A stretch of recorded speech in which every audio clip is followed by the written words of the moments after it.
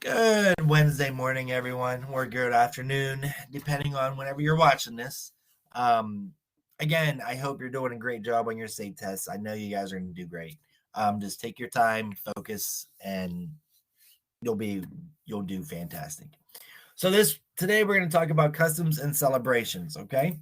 By the end of today's class, remember these are the three questions that will be added to the end of the class on the questions. So, what is a tradition people have that celebrate St. Patrick's Day? What does Cinco de Mayo celebrate? We've already actually talked about the last two.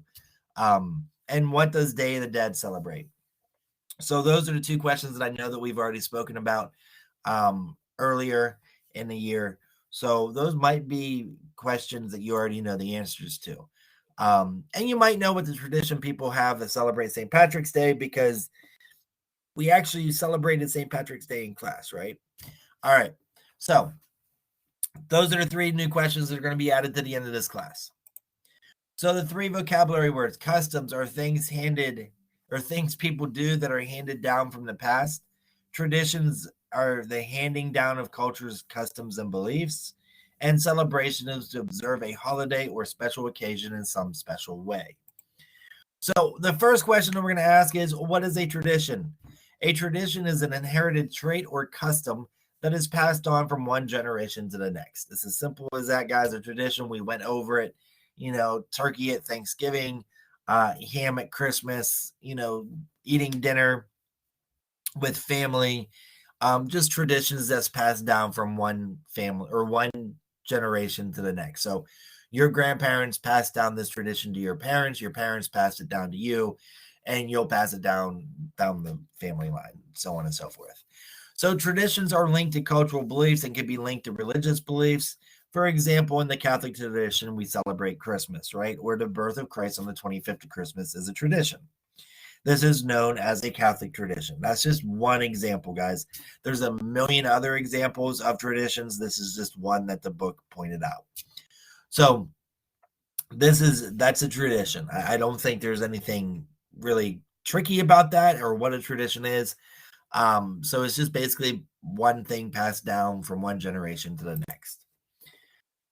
So we're going to talk about some traditions around the world, just how maybe some of you guys do some of these things. Maybe some of you guys celebrate some of these things. But in India, they have the Diwali, the Festival of Lights. It takes place in October and November. It's the biggest holiday in India. And what they do is they take the light lamps and they light the lamps and the lights go up. I'm sure you guys have seen those, right? Where you light like a candle or something inside the middle of that lamp and it floats up into the sky and it lights it up. That's what they do. And they honor the goddess of wealth, Lakshmi, who they believe whenever you send up the lantern, it hovers among them looking for open doors of invitation. Okay. In Italy, every September 3rd, the city of Viterbo celebrates La Machina de Santa Rosa. Okay. The reason why they celebrate Santa Rosa is they believe that she was given credit from saving their city from disease in the 1600s. Santa Maria Rosa is who they credit saving their city. And what they do is they carry a 5-ton tower throughout the city, and then a statue of the saint is placed on top of the tower. That's pretty intense right there. 5-ton tower. All right. So in Australia, this one's kind of neat because there's been a lot of talk here in the United States that Super Bowl Sunday should be a holiday. Well, in Australia, they kind of do that. They have the AFL grand finale. It's the last weekend in September. So on this day, the two best Australian football teams play for the premiership flag after a whole season of making their way to the finals. As this is an Australian game, most Australians stop to watch, even though their team may not be playing. Meat pies, sauce, chips, and even a barbecue lunch help kick off the grand final celebrations, and the end of the football season. That kind of sounds a lot like what we have here in the United States when it's the Super Bowl, right? So that's what I think of. Just Australia's Super Bowl, like how we celebrate it here in the United States. All right. So in Ireland, there's St. Patrick's Day.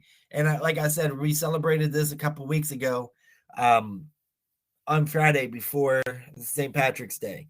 It's celebrated on the anniversary of his death. It's also celebrated in the United States. There's parades and people wear green and shamrocks. And we actually celebrated this on Thursday, March 17th this year in class. So I told you guys to wear green and shamrocks on the Wednesday before. So we kind of celebrated it in class. If you remember, I was wearing green as well. And they eat corned beef and cabbage. Okay. I really like corned beef, not so much cabbage, but St. Patrick's Day is a thing that they just celebrate the St. Patrick who came from Ireland. So on March 17th, wear green and shamrocks. That's what they do to celebrate St. Patrick's Day. You wear green and shamrocks. In the United States, we have some traditions here that have been picked up around the world. Halloween, it dates back 2,000 years. Jack-o'-lanterns were once made from turnips and other vegetables. And instead of asking for candy, you would ask for cake. Could you imagine that? Trick or treat, and somebody give you like a cake in your candy bag? That'd be kind of silly. But that's how Halloween changed over the years here in the United States. All right, so in Mexico, they celebrate Cinco de Mayo, which is May 5th. Okay, it literally means May 5th. Cinco de Mayo means May 5th in Spanish. It is not Mexican Independence Day. So do not get that confused. Cinco de Mayo is not the Mexican Independence Day. Okay, all that is, we're celebrating the Mexican victory over France in the battle at Pueblo. Okay, so Cinco de Mayo, we celebrate Mexicans' victory over France in the Battle of Pueblo. That's what Cinco de Mayo means. Okay, they also celebrate Day of the Dead. It's not the same as Halloween. Okay, we talked about Day of the Dead and we talked about Cinco de Mayo a few months ago, I want to say. But Day of the Dead is not the same as Halloween. Okay, so do not get this confused. It celebrates the life, not death, of loved ones who passed away. Remember, Day of the Dead, even though it has dead in the title, celebrates life. Okay, it celebrates the life of the person. It doesn't celebrate the death. It celebrates the life. Okay. In Germany, they have Oktoberfest. It takes place at the end of September and runs through October for a couple weeks. Originally, it was a wedding party, which is kind of funny because today now it's a fair featuring German food and drinks. If you ask somebody what Oktoberfest is, usually you're going to get an answer of it's just where you go to Germany and drink lots of beer. But it's more than that. There's food and there's drinks, and it's just a giant celebration in Germany. So some other traditions here in the United States: turkey on Thanksgiving, going to church on Sunday, having lunch with sister on Fridays, celebrating holidays at someone's house, always having a specific food for family dinner. Okay, so this is a slide that I'm reusing because when we were talking about traditions and customs being passed down, when we were talking about the different type of economies, this is kind of what I brought up, how the cultures passed down generation to generation. All right, so did you get it? Yes or no?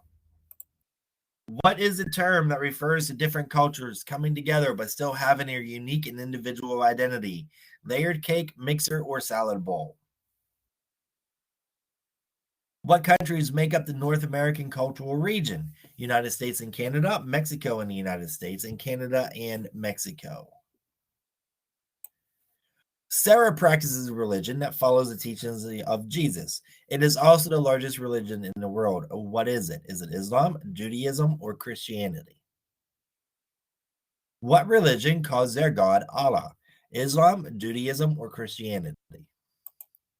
What is the tradition that people have that celebrate St. Patrick's Day? A, B, or C? What does Cinco de Mayo celebrate? A, B, or C? What does Day of the Dead celebrate? A, B, or C? All right, guys. So that's it for today. What I want you to do is I want you to read Customs and Celebrations in Canvas. Remember, you are not required to do the assignments in the reading. You have a couple more homework things to do today because of it being Wednesday and asynchronous day. But what I want you to do is I want you to do week 11B homework, Chinese New Year Customs Worksheet. And then also do the week 11B homework ed puzzle celebrations. Okay. And you're also able to turn in CNN 10 for bonus points. All right, guys. Again, I hope you're doing great on your state tests. I know you will do great. Take your time, breathe, focus, and just if you don't know an answer, take your best guess. And usually with multiple choice, guys, you're able to eliminate at least one or two of them and give you a 50-50 shot of getting the right answer if you don't know it. All right, guys. I will see everybody on Thursday. Bye-bye, guys, which is tomorrow. Bye-bye, guys.